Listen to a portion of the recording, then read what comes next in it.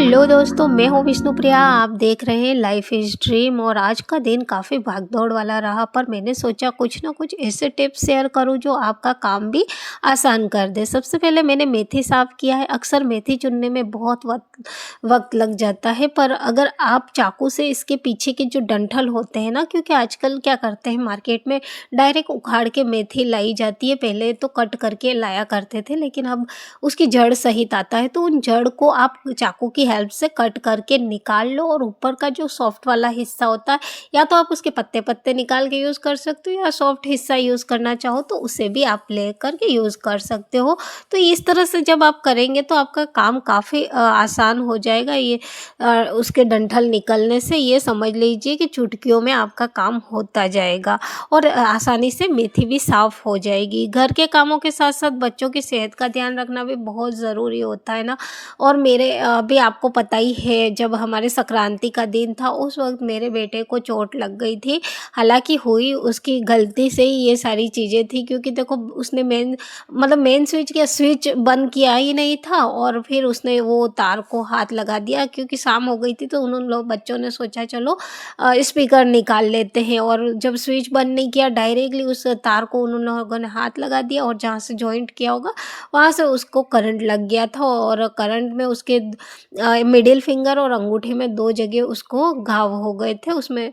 तो उस वजह से फिर उसको खून भी काफ़ी बह चुका था उसका, और हद से ज़्यादा खून उस वक़्त बहने लगा। फिर हम लोगों ने उसे एक बार तो ले जा कर के हॉस्पिटल में, और उसका ब्लड वगैरह रुक गया, ऐसा उसका एक पट्टी वगैरह करके दे दी थी। क्योंकि उस वक़्त नर्स और कंपाउंडर ये लोग वहाँ पर थे, और ये भी सही रहा कि क्योंकि 6:30 के आसपास हम लोग जब हॉस्पिटल पहुँचे थे तो डॉक्टर का मिलना तो मुश्किल ही था, और उन लोगों का भी, और ऊपर से त्योहार का दिन था। पर उन लोगों ने ये सोचा, क्योंकि उन्होंने बताया कि हमने ये सोचा कि आज त्योहार है और अगर कुछ हादसा हुआ तो कोई ना कोई आएगा ज़रूर, इसी वजह से हम रुके हुए थे।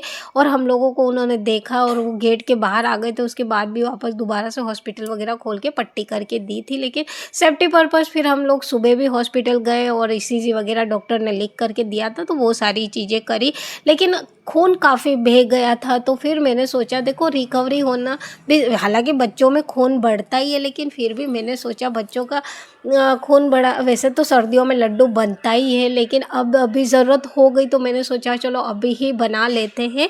सो आज मैंने लड्डू बनाना शुरू कर दिया था, और नारियल मैंने मंगवा लिए थे मार्केट से। बुरादा नहीं लाई थी, क्योंकि बुरादे में तेल वगैरह निकाल के दिया जाता है, तो मैंने नारियल मंगवा लिया सूखा वाला, उसको कट करके मिक्सी में डाल लिया और एक ग्राइंड करके एक इस तरह से बना लिया था।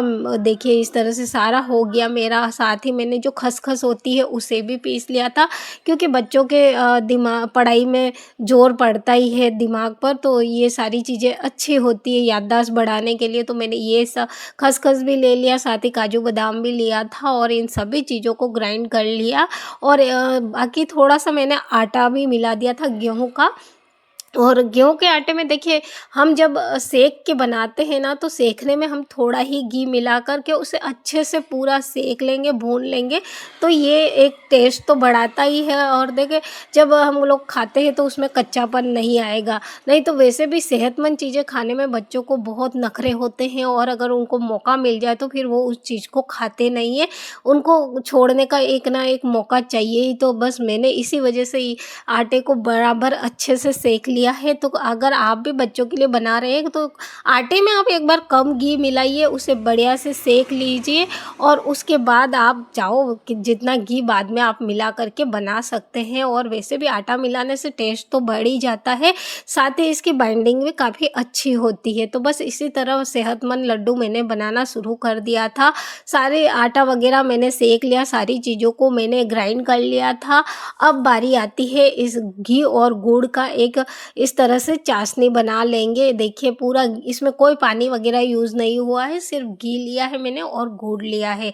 इन सभी की बढ़िया चाशनी बनाई, सारा मसाला इसमें डाल करके गरम-गरम में ही मैंने लड्डू लड्डू बांध लिए थे। तो देखिए ये लड्डू मेरे तैयार हो चुके हैं। सो उम्मीद है मेरा ये किचन टिप्स और आज का व्लॉग पसंद आया होगा। अगर मेरी वीडियो पसंद आई तो एक लाइक ज़रूर कर देना और मेरे चैनल को सब्सक्राइब कर देना। फिर मिलेंगे एक नई कहानी में, तब तक के लिए बाय बाय।